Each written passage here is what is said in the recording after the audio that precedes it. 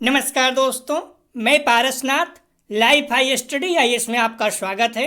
आज हम लोग राजा महेंद्र प्रताप सिंह राज्य विश्वविद्यालय अलीगढ़ के बीएड फर्स्ट सेमेस्टर एग्जाम 2023 जो 3 मार्च 2023 को BD 105 अर्थात पर्यावरणीय शिक्षा या इन्वायरमेंटल एजुकेशन का एग्जाम हुआ था, उसका आंसर की देखेंगे। यह पेपर 40 अंक का था, 75 प्रश्न दिया गया था, 50 प्रश्न हल करना था आप लोगों को, अर्थात एक प्रश्न 0.8 अंक का था। इस पेपर में पास होने के लिए आप लोगों को कम से कम 16 अंक प्राप्त करना है, अर्थात 20 प्रश्न सही करना होगा। और समय 1 घंटे 30 मिनट अर्थात 90 मिनट था। बुकलेट सीरीज अपनी डी है, ध्यान रखना। तो जिन लोगों की बुकलेट सीरीज डी नहीं है, प्रश्न आगे पीछे होंगे, मिला लीजिएगा। कुमार आंसर शीट नंबर यहाँ पर आप लोग जरूर लिखा करें।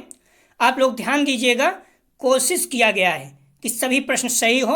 1-2 प्रश्न ऐसे हैं जिनका आंसर आप क्लियर बता नहीं सकते कि क्या होगा, यूनिवर्सिटी पर निर्भर करेगा, तो आप लोग परेशान मत होना। ऐसे 1-2 प्रश्न हैं। यदि किसी प्रश्न में आपको संदेह है तो कमेंट सेक्शन में ज़रूर बताइएगा, फिर से चेक करेंगे। आप लोग ध्यान दीजिएगा, हम लोगों ने इस पेपर का जो प्रैक्टिस सेट हल किए थे उसमें से बहुत से प्रश्न लगभग 30 प्लस अपने प्रैक्टिस सेट से सेम टू सेम आए हुए हैं। इसीलिए कहता हूं कि आप लोग बुक और मॉडल पेपर को अच्छे से स्टडी कीजिए और मेरे साथ प्रैक्टिस सेट हल करते रहिए। अपने आप पे विश्वास रखिए, बहुत अच्छे अंक प्राप्त होंगे आप लोगों को। जो लोग अपने जो PDF थे, मैंने पहले ही कहा था 1 से 5 जो भी प्रैक्टिस सेट है पढ़ के गए होंगे, तो मुझे लग रहा है कि उनके 45 प्लस या 40 प्लस तो 100% सही होंगे। कुछ बच्चे कह रहे हैं उनके 50 में 50 सही हैं, बट जो भी है बहुत अच्छी बात है, क्योंकि जब 30 प्लस या 35 प्लस सेम टू सेम मिल जाए, बाकी तो कॉमन सेंस पे होता है सभी, या फिर सी वाला तो कर सकते हैं आप लोग। दोस्तों, हम लोग प्रश्नों पर आएँ, लेकिन उससे पहले प्लीज़ आप लोग वीडियो को ज़्यादा से ज़्यादा शेयर कीजिए, इससे सभी लोगों को लाभ हो सके। यदि आप लोग चैनल को सब्सक्राइब नहीं किए हैं तो चैनल को सब्सक्राइब कीजिए तथा वीडियो को लाइक और शेयर जरूर कीजिए, इससे मोटिवेशन मिलता है। आइए देखते हैं प्रश्नों को। हम्बली रिक्वेस्ट है पुनः कि आप लोग अपने कॉलेज के ग्रुप, दोस्त यार जो भी आपके बीएड कर रहे हैं उन्हें शेयर कीजिए, क्योंकि ऑथेंटिक मतलब एक तरह से आंसर की है, तो 1-2 प्रश्न 3 प्रश्न छोड़ दिए जाए तो सारे प्रश्न लगभग सही हैं। बहुत ज़्यादा मेहनत करके ही हम करते हैं, यहाँ पर अपलोड करते हैं। नॉर्मली ऐसे नहीं अपलोड करते हैं कि कुछ भी प्रश्न कहीं से भी जो मन में आए उठा दें। तो ध्यान रखना, हर चीज़ें क्लियर करके करते हैं, तो 1-2 प्रश्नों को छोड़ दिया जाए, बाकी सारे प्रश्न सही हैं। पहला प्रश्न है, वनों की कटाई का क्या प्रभाव होता है? ए, मृदा अपरदन, बी, जल आपूर्ति की विश्वसनीयता में कमी, सी, वर्षा की मात्रा में गिरावट, डी, उपरोक्त सभी।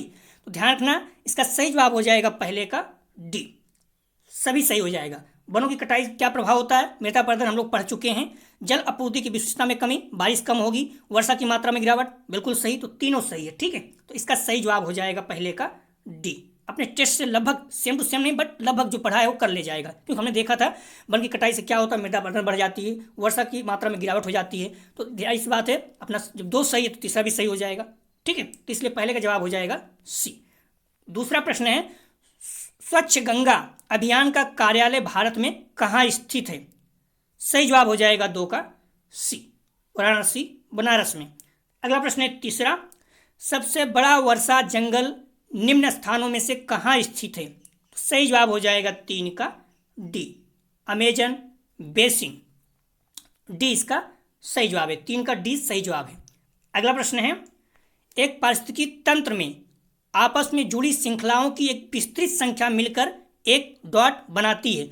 मतलब पारिस्थितिकी तंत्र में आपस में जुड़ी जो श्रृंखलाएं होती हैं, एक बड़ी श्रृंखला मिलकर क्या बनाती हैं? तो इसका सही जवाब हो जाएगा 4 का, ध्यान रखना, बी, खाद्य वेब, फूड वेब। ठीक है, ये बुक में है, सेम टू सेम वहां से उठा दिया है, मॉडल पेपर में भी है। अगला प्रश्न तो 4 का सही जवाब हो जाएगा, ध्यान रखना बी। कंफ्यूज नहीं होना, कोई लोग खाद्य श्रृंखला बोल रहे हैं, खाद्य श्रृंखला गलत है, क्योंकि श्रृंखलाएं ही मिलकर जब बनेंगी तो जाहिर सी बात है वो खाद्य श्रृंखला नहीं बल्कि फूड वेब या खाद्य वेब बनेंगी। ठीक है, बी इसका सही जवाब है, सेम टू सेम आपको मिल जाएगा, गूगल में भी मिल जाएगा। अगला प्रश्न है 5वां, इनमें से सबसे अधिक प्राकृतिक रूप से होने वाली और बार बार आने वाली आपदा कौन सी है? ये भारत की बात परिप्रेक्ष्य में बात कर रहा है। ठीक है, तो इनमें से सबसे अधिक प्राकृतिक रूप से होने वाली और बार बार आने वाली आपदा कौन सी है? तो इसका सही जवाब हो जाएगा 5 का, ध्यान रखना, डी, बाढ़ है। ठीक है। अगर आप गूगल में सर्च करो तो वहाँ भी मिल जाएगी। हाँ, दूसरे नंबर पे सूखा और बाढ़ में तो आप कंफ्यूज हो सकते हो, बट जो गूगल वगैरह में दे रहा है बाढ़, तो हम लोग अभी इसी के साथ चलेंगे, ठीक है। तो 5 का सही जवाब हो जाएगा डी, बाढ़। अगला प्रश्न है, निम्नलिखित में से मानव गतिविधि जो क्षेत्रीय और वैश्विक प्रभाव डालने वाले अधिकतम पर्यावरण प्रदूषण का कारण बनती है। सही जवाब हो जाएगा 6 का ए, औद्योगिकरण। ध्यान रखना, वैश्विक बात कर रहा है, अंतर्राष्ट्रीय और क्षेत्रीय दोनों में प्रभाव डालती है, तो ये औद्योगिकरण, इंडस्ट्रियलाइजेशन, ठीक है सभी, लेकिन थोड़ा कम है, लेकिन ये ज़्यादा है, ठीक है। अगला प्रश्न है 7 नंबर, निम्नलिखित में से कौन सा सिंथेटिक रसायन ओजोन परत क्षरण के लिए जिम्मेदार है। सही जवाब हो जाएगा 7 का बी, क्लोरोफ्लोरोकार्बन। अपने टेस्ट से सेम टू सेम उठाया है, हम लोग इसको पढ़े हैं। अगला प्रश्न है 8 नंबर, ग्रीन मफलर संबंधित है। सही जवाब हो जाएगा 8 का सी, अपने टेस्ट से सेम टू सेम उठाया है। कई बच्चे बोल रहे थे बार बार सर आप टेस्ट में क्यों क्वेश्चन रिपीट करते हो, जो लगता है महत्वपूर्ण प्रश्न है उसे रखा जाता है, पीसेस वगैरह में पूछा गया है, ठीक है। 8 का सही जवाब है सी, ग्रीन मफलर ध्वनि प्रदूषण। आगे भी आ सकता है। 9 वाला भी अपने टेस्ट से आया हुआ है, स्मॉग है। सही जवाब हो जाएगा 9 का डी, धुआं और धुंध। अगला प्रश्न है 10, 1984 की भोपाल त्रासदी किसके रिसाव के कारण हुई थी। सही जवाब हो जाएगा इसका ए, मिथाइल आइसोसाइनेट। अपने टेस्ट से आया था, सेम टू सेम पूछ लिया है। अगला प्रश्न है 11 नंबर, अम्लीय वर्षा उत्पन्न करने वाली मुख्य गैसें हैं। सही जवाब हो जाएगा इसका ए, सल्फर डाइऑक्साइड और नाइट्रोजन डाइऑक्साइड। ध्यान रखना, इंग्लिश में जो है सही है, हिंदी में गलत दिया गया, यहाँ डाई नहीं रहेगा, ठीक है। सल्फर डाइऑक्साइड और नाइट्रोजन ऑक्साइड होता है, आप देख सकते हैं sulphur dioxide and nitrogen oxide, ठीक है। यहाँ डाई नहीं रहेगा, ये डाई गलत लिखा हुआ है हिंदी में, तो ये जाहिर बात है त्रुटियाँ होती है, तो आप लोग इंग्लिश में देख लिया करें, ठीक, कंफ्यूज नहीं होना। सल्फर डाइऑक्साइड और नाइट्रोजन ऑक्साइड होता है, ठीक है। इंग्लिश अनुसार सही है, हिंदी में थोड़ा सा त्रुटि हुई है। तो सही जवाब हो जाएगा इसका 11 का ए, अपने टेस्ट से आया हुआ है, ठीक है, ये इसका सही जवाब है। अगला प्रश्न है 12 नंबर, पर्यावरण उन समस्त दशाओं का योग है जिसमें जीव विकास करता है, उपयुक्त परिभाषा किसकी है। तो ये क्लियर बता दूं, एक्यूरेट, डिक्टो टू डिक्टो, मतलब सेम टू सेम ये मिल नहीं पा रहा कथन कहीं भी आप देखोगे, ठीक है। एच फिटिंग देखोगे, इनका भी लगभग कुछ मिल रहा है लेकिन पूरा नहीं मिल पा रहा है, और आप ये जो टेंसलें हैं लगभग मिल रहे हैं लेकिन पूरा नहीं मिल पा रहा, सेम टू सेम नहीं मिल पा रहा। सेम टू सेम अगर देखोगे तो डडले स्टेम्प हैं, उन्होंने कहा ये सारी बातें, ठीक है। पर्यावरण उन समस्त दशाओं का योग है जिसमें जीव विकास करता है, ये परिभाषा डडले जो है स्टेम्प है उनका लगभग मिल जा रहा है, लेकिन सेम टू सेम इसमें उन्होंने उनका दिया नहीं है इसमें ऑप्शन में, तो क्या करेंगे। तो जो लगभग मिल रहा है हम देख लेंगे। अगर आप देखिए, अगर आप सी किए हैं या फिर ए किए हैं तो दोनों सही हो सकता है, यूनिवर्सिटी पर निर्भर करेगा क्या मानता है। 100% क्लियर कुछ भी नहीं है, क्योंकि बुक में आप देखो कहीं भी देखो सेम टू सेम नहीं मिलेगा, ठीक है। तो आप सी या ए जो भी किए होंगे दोनों सही हो सकता है, यूनिवर्सिटी पर निर्भर करेगा, इसमें मैं क्लियर कुछ बोल नहीं सकता हूँ। अब मेरे विचार देखोगे तो मैं ज़्यादा सी के साथ जाना चाहूँगा, क्योंकि मैक्सिमम यही मिल रहा है, इनका कथन लगभग मिल जा रहा है, और जो एच फिटिंग है इनका तो पूरा मिल भी नहीं पा रहा है, ठीक है। लेकिन जो ये लाइन है ये मिल जा रही है, ठीक है, जिसमें जीव विकास करता है ये फिटिंग में नहीं मिल पा रही, लेकिन ये ट्रांसलेशन में मिल जा रहा है, तो सी मेरे अनुसार सही है। लेकिन अगर आप ए किए हैं तो सही हो सकता है, क्योंकि यूनिवर्सिटी में निर्भर कर, मैं पहले बता दिया सेम टू सेम नहीं मिल पा रहा है, ठीक है। तो 12 का सही जवाब है सी मेरे अनुसार। आप ए किए हैं तो सही हो सकता है, आप लोग चेक कर लीजिएगा। अगला प्रश्न है, पर्यावरण शिक्षा की निम्नलिखित प्रकृति है।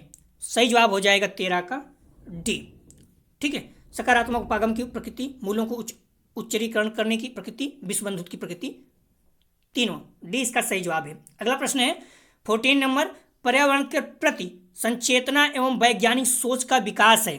सही जवाब हो जाएगा 14 का ए, संज्ञानात्मक उद्देश्य। अगला प्रश्न है, पर्यावरण शिक्षा के क्षेत्र हैं। सही जवाब हो जाएगा 15 का ए, व्यापक है। अगला प्रश्न है, पर्यावरण शिक्षा के व्यापक क्षेत्र के अंतर्गत है। आप लोग ध्यान रखना, पहले बताया था प्रश्न को कभी भी गोला शुरू मत फिल कीजिए, पहले पूरा प्रश्न पढ़ लीजिए उसके बाद गोला फिल कीजिए। इसमें क्या पूछा है, पर्यावरण शिक्षा के क्षेत्र हैं, और इसमें देखो खुद अपने आप शब्दों में लिख रहा है पर्यावरण शिक्षा के व्यापक क्षेत्र, व्यापक क्षेत्र, आंसर इसका खुद ही बता दे रहा है। आप समझ रहे हैं, पर्यावरण शिक्षा के क्षेत्र है, यहाँ पर छोड़ दीजिए, मत कीजिए। आप यहाँ 16 नंबर पर आ जाइए, बोल रहा है पर्यावरण के व्यापक क्षेत्र, मतलब 15 नंबर का आंसर 16 में खुद बता रहा है। तो इसीलिए कभी कभी आंसर आप, कई प्रश्न ऐसे होते हैं जिनका उसी पेपर में रहता है, तो इसलिए पहले पूरे प्रश्न को पढ़ लीजिए, उसके बाद ही आप लोग गोला भरिए। तो पर्यावरण शिक्षा के व्यापक क्षेत्र के अंतर्गत आते हैं, तो इसका सही जवाब हो जाएगा 16 का डी। ठीक है, पर्यावरण शिक्षा बहुआयामी रूप से है, जनसंख्या वृद्धि की समस्या, प्रदूषण की समस्या, तीनों। ये अपने टेस्ट में अगर आप पढ़ें तो कर ले जाएंगे। 16 का सही जवाब हो जाएगा डी। अगला प्रश्न है मनोगत्यात्मक क्रियात्मक उद्देश्य के अंतर्गत आते हैं। सही जवाब हो जाएगा 17 का, ध्यान रखना 17 का सही जवाब है डी, ए और बी दोनों, ए और बी दोनों। ठीक है, पर्यावरण सुरक्षा संरक्षण कार्यक्रम में भाग लेना, पर्यावरण खेल क्लब आदि में सहयोग, भागिता और प्रोत्साहन, मनोगत्यात्मक क्रियात्मक उद्देश्य के अंतर्गत आते हैं, ए और बी दोनों। डी इसका सही जवाब है 17 का। अगला प्रश्न है 18 नंबर, अंतर्राष्ट्रीय पर्यावरण दिवस मनाया जाता है। तो सही जवाब हो जाएगा 18 का ए। अपने प्रैक्टिस सेट से सेम टू सेम आया हुआ है। अगर हम लोग इसको थीम भी पढ़ा था। अगला प्रश्न है पर्यावरण जागरूकता के लिए प्रथम अंतर्राष्ट्रीय सम्मेलन का आयोजन हुआ है। सही जवाब हो जाएगा 19 का डी, 1972 स्टॉकहोम स्वीडन में। हम लोग भी इसको टेस्ट में कर चुके थे। अगला प्रश्न है, मैंने पहले बताया 35 लगभग 35 प्लस प्रश्न अपने टेस्ट से सेम टू सेम आए हुए हैं। अगला प्रश्न है विश्व जनसंख्या दिवस है। सही जवाब हो जाएगा 20 का, ध्यान रखना सी, 11 जुलाई को मनाया जाता है। ठीक है, विश्व जनसंख्या दिवस। अगला प्रश्न है 21 चिपको आंदोलन है। तो सही जवाब हो जाएगा इसका सी, पेड़ों को बचाने के लिए, अपने टेस्ट से आया हुआ है। अगला प्रश्न है जीव जंतुओं, पेड़ पौधों, खनिज आदि को दिखाकर किसी तथ्य को स्पष्ट करना है। सही जवाब हो जाएगा 22 का बी, प्रदर्शन विधि। ठीक है, किसी को दिखाकर अगर किसी तथ्य को स्पष्ट करो तो क्या हो जाता है, प्रदर्शन विधि। ये अध्यापक के द्वारा बच्चों को अक्सर प्रयोग किया जाता है हर चीजें दिखाकर। ठीक है, 22 का सही जवाब हो जाएगा बी। अगला प्रश्न 23 व्याख्यान विधि के दोष निम्नलिखित में से कौन से हैं। सही जवाब हो जाएगा, ध्यान रखना 23 का बी हो जाएगा। व्याख्यान विधि में क्या होता है, शिक्षक जो होता है वो व्याख्या करता है, विद्यार्थी सुनते रहते हैं, बोर हो जाते हैं, कभी देखो आप नींद आने लगती है, जो भी होता है आलसी हो जाते हैं, उन्हें ऊब मतलब छूट रही है। आप देखो टीचर पढ़ा रहे हैं काफ़ी देर तक, अगर आपको नहीं पसंद आ रहा है तो आपको नींद आने लगेगी। ठीक है, लेकिन जो व्याख्या कर रहा है उसको नींद कैसे आएगी। तो शिक्षक निष्क्रिय रहता है, गलत है, क्यों, शिक्षक तो सक्रिय रहता है, लेकिन विद्यार्थी क्या है वो निष्क्रिय हो जाता है। ठीक है, तो 23 का सही जवाब हो जाएगा बी, कंफ्यूज नहीं होना आप लोग। ठीक है, व्याख्यान विधि क्या है, टीचर जो है, शिक्षक जो है व्याख्या कर रहा है वो तो सक्रिय रहेगा ना, निष्क्रिय कौन होगा, जो सुनेगा। सही जवाब हो जाएगा इसका बी, 23 का सही जवाब हो जाएगा बी। अगला प्रश्न है 24 क्षेत्र भ्रमण विधि सहायक है। सही जवाब हो जाएगा 24 का डी, पर्यावरण प्रत्यक्ष ज्ञान, मनोरंजन, प्रदूषण, तीनों। अगला प्रश्न 25 प्रोजेक्ट विधि के प्रतिपादक हैं। सही जवाब हो जाएगा 25 का डी, किलपैट्रिक। ध्यान रखना जो इसकी प्रतिपादक है ये किलपैट्रिक है। ठीक है, आप लोग जॉन डेवी नहीं, जॉन डेवी इनके गुरु थे, उन्होंने बताया था, मूल अवधारणा दिया था जॉन डेवी, लेकिन जो प्रोजेक्ट विधि के प्रतिपादक हैं वो किलपैट्रिक है। टेस्ट से आया हुआ है, सेम टू सेम वो हल कर चुके हैं। अगला प्रश्न है पर्यावरण शिक्षा के प्रचार में अधिक सहायक है। सही जवाब हो जाएगा 26 का डी, प्रदर्शनी। अगला प्रश्न है केंद्र सरकार द्वारा इको क्लब योजना प्रारंभ की गई। सही जवाब हो जाएगा 27 का डी, 2001 2002 में शुरू की गई थी, तो 2000 से। अगला प्रश्न है श्रव्य, ध्यान रखना दृश्य श्रव्य साधन है। 28 दृश्य श्रव्य साधन है। दृश्य श्रव्य मतलब जो देख भी सके और सुन भी सके साथ साथ। तो इसका सही जवाब हो जाएगा, ध्यान रखना डी, उपरोक्त सभी। कैसे, अगर आपको लगता है विज्ञापन पेपर में आएगा कैसे हम उसको सुनेंगे, तो आप थोड़ी देर रुक जाइए। यहाँ चलचित्र है, मूवी आप देख भी सकते हो, सुन भी सकते हो, वीडियो देख भी सकते हो, सुन भी सकते हो। जब दो सही है तो इसका मतलब तीसरा वाला भी जो है वो सही होगा।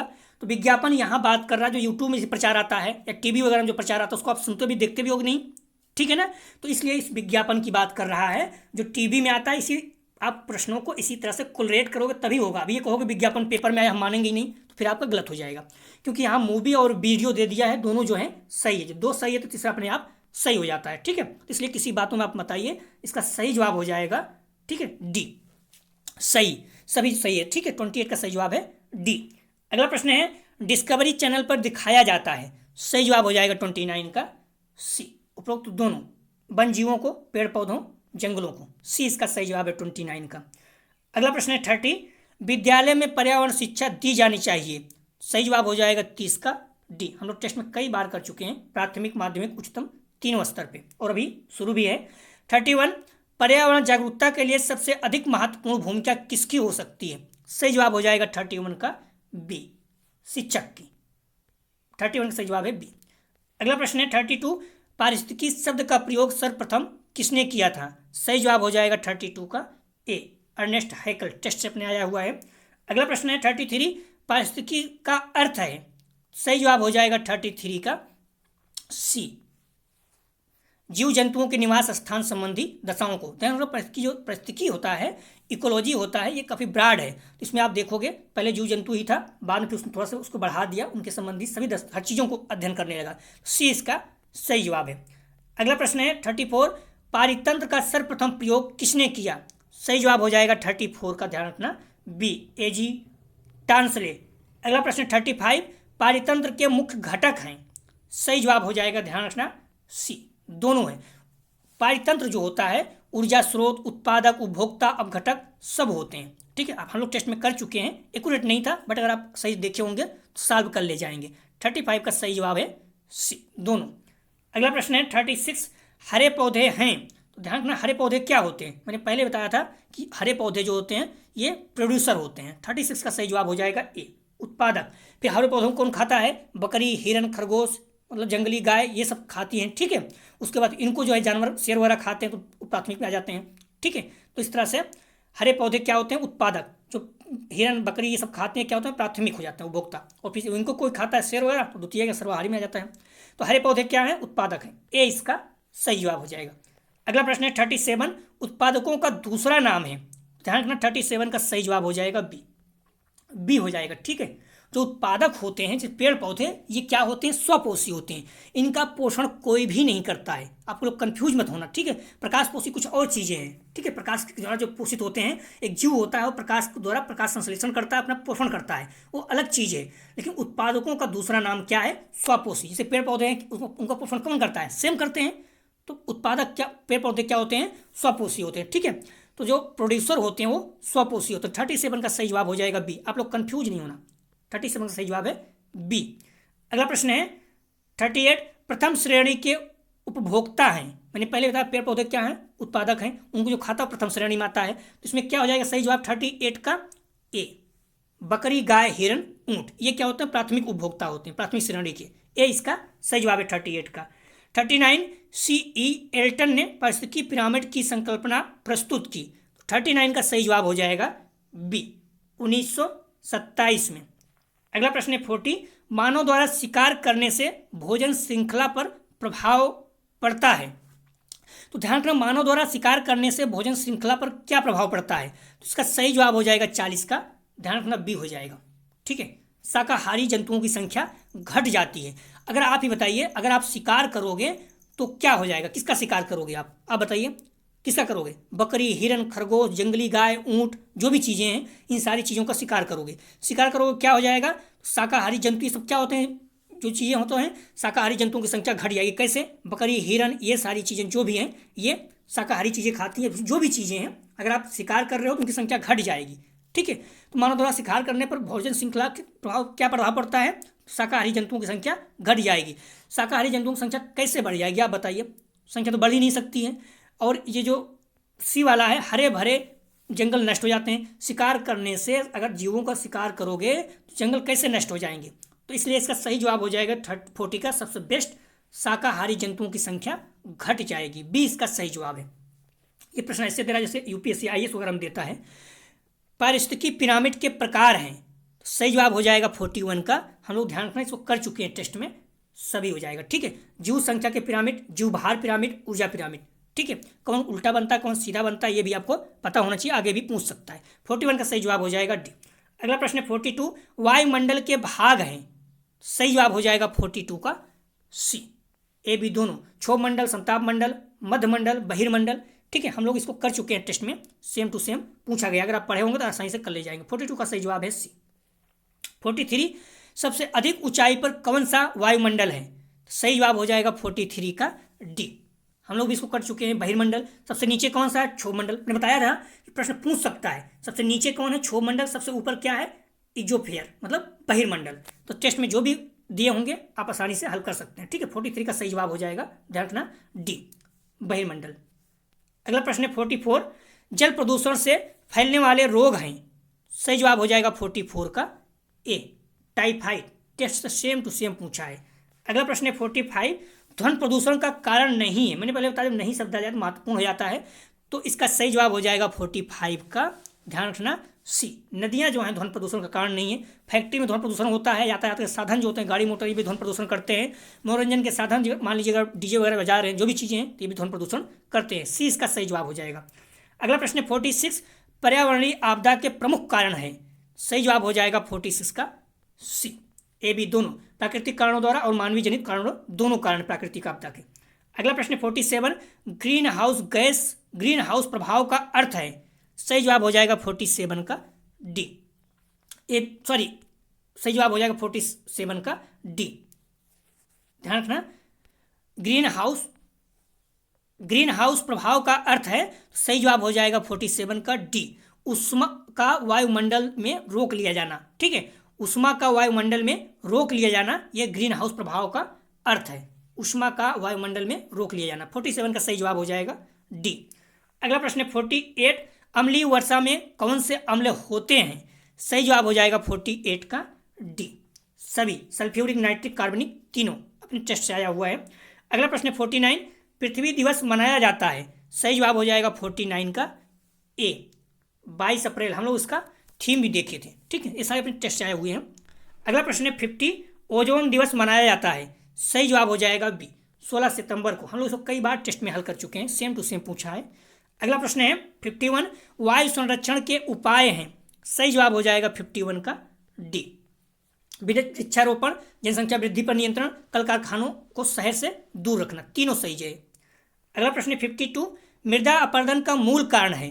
सही जवाब हो जाएगा 52 का ए, वन उन्मूलन। अगर वनों को आप काट रहे हैं, फिर टेस्ट आया हुआ है, वनों को अगर आप काट दे रहे हैं तो मृदा अपरदन हो जाएगा। लगभग 40 प्रश्न आया हुआ है, मैं बता दूं 40 प्रश्न आया हुआ है, सेम टू सेम। अगर आप थोड़ा से दिमाग में लगाएंगे, कई चीज़ें, जैसे मैं बहिर्मंडल ये नहीं दिया था, मैंने क्या क्या बता दिया, सबसे ऊपर जो है बहिर्मंडल है, सबसे नीचे क्षोभमंडल, तो आप पूरा फिर सॉल्व कर सकते हैं। 50-50, कई बच्चों को 48 सही है, तो देखिए कोई बच्चे बोल रहे हैं 50 सही है, देखिए 40 अंकों के आते हैं नहीं, वो तो यूनिवर्सिटी पर डिपेंड करेगा। तो 52 का सही जवाब हो जाएगा ए, वन उन्मूलन। अगला प्रश्न है, उत्तराखंड के पर्यावरणवादी जिन्हें 2009 में पद्म विभूषण मिला। सही जवाब हो जाएगा 53 का बी, सुंदरलाल बहुगुणा, अपने टेस्ट से आया हुआ है। अगला प्रश्न है 54, भारत का सबसे बड़ा प्राणी उद्यान कहाँ है। सही जवाब हो जाएगा 54 का, ध्यान रखना बी, कोलकाता। हम लोग इसको टेस्ट में कर चुके थे, बताए थे। भारत का सबसे बड़ा प्राणी उद्यान कहाँ है, तो बी, कोलकाता, नोट्स में था अपने। 55, अगला प्रश्न है, ताजमहल किसके कारण खतरे में है। सही जवाब हो जाएगा 55 का सी, SO2, अपने टेस्ट से आया हुआ है, सल्फर डाइऑक्साइड। 56, भारतीय वन्यजीव संस्थान स्थित है। 56 का सही जवाब हो जाएगा ए, देहरादून में, टेस्ट से आया हुआ है अपने। अगला प्रश्न है, भारत का सबसे बड़ा पवन चक्की संयंत्र है। सही जवाब हो जाएगा 57 का बी, तमिलनाडु। अगला प्रश्न है 58, पर्यावरण पर स्टॉकहोम सम्मेलन कब हुआ। सही जवाब हो जाएगा 58 का सी, 1972, हम लोग टेस्ट में इसको डिस्कशन कर चुके थे। 58 का सही जवाब है सी। अगला प्रश्न है 59, हमारे वायुमंडल में सर्वाधिक प्रचुरता में पाई जाने वाली गैस है। सही जवाब हो जाएगा इसका 59 का बी, नाइट्रोजन। मैंने बताया था 78%, ठीक है, 78%, और ऑक्सीजन कितना है, 21% लगभग। ठीक है, हम लोग इसको डिस्कशन कर चुके थे। 59 का सही जवाब हो जाएगा बी। अगला प्रश्न है, पृथ्वी का औसत तापमान है 60। सही जवाब हो जाएगा इसका बी, 14%। मैंने बताया था 14 कुछ है, ठीक है, लेकिन जो टेस्ट में किए थे उसमें 15% किए थे, तो सबसे करीब कौन है, 14 है। मैंने पहले उसमें बताया था कि पृथ्वी का औसत तापमान 15% उसमें दिया था टेस्ट में हम लोगों में, और लेकिन हमने बताया था 14 पॉइंट कुछ है, तो यहाँ एक्यूरेट जो लगभग है बी हो जाएगा 14, इसका सही जवाब हो जाएगा 60 का। ठीक है, हमने टेस्ट से हम लोग कर चुके हैं। अगला प्रश्न है, सफ़ेद क्रांति संबद्ध है, जुड़ी हुई है। सही जवाब हो जाएगा 61 का बी, दूध उत्पादन से, टेस्ट से आया हुआ है। अगला प्रश्न है 62, पर्यावरण शिक्षा को एक विषय की भांति किसने घोषित किया। सही जवाब हो जाएगा 62 का। ध्यान रखना, एक क्लियर मिल नहीं पा रहा है 100% की कौन घोषित किया है, तो आप लोग देख लीजिएगा।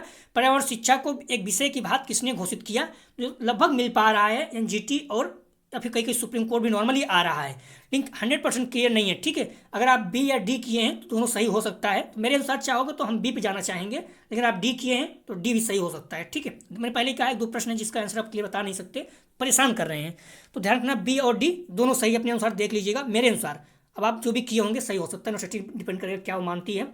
अगला प्रश्न है 63, सुनामी शब्द किस भाषा से है? सही जवाब हो जाएगा 63 का बी, जापानी। टेस्ट से है अपने। अगला प्रश्न है तुलसी का पौधा कम करता है?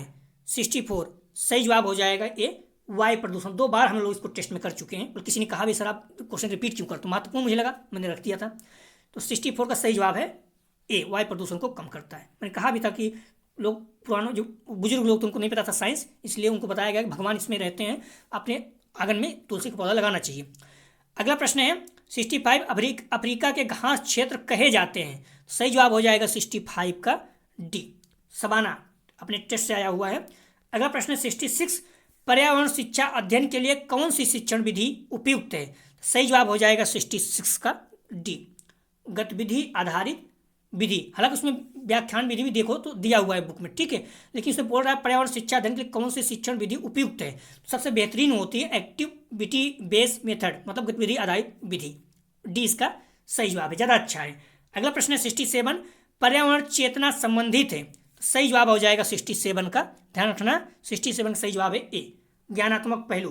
कई कई थोड़ा बहुत भावात्मक भी मिल जा रहा है, लेकिन ज़्यादा अच्छा है मेरे अनुसार ए, संज्ञानात्मक पहलू। पर्यावरण चेतना संबंधित है, ए संज्ञानात्मक पहलू।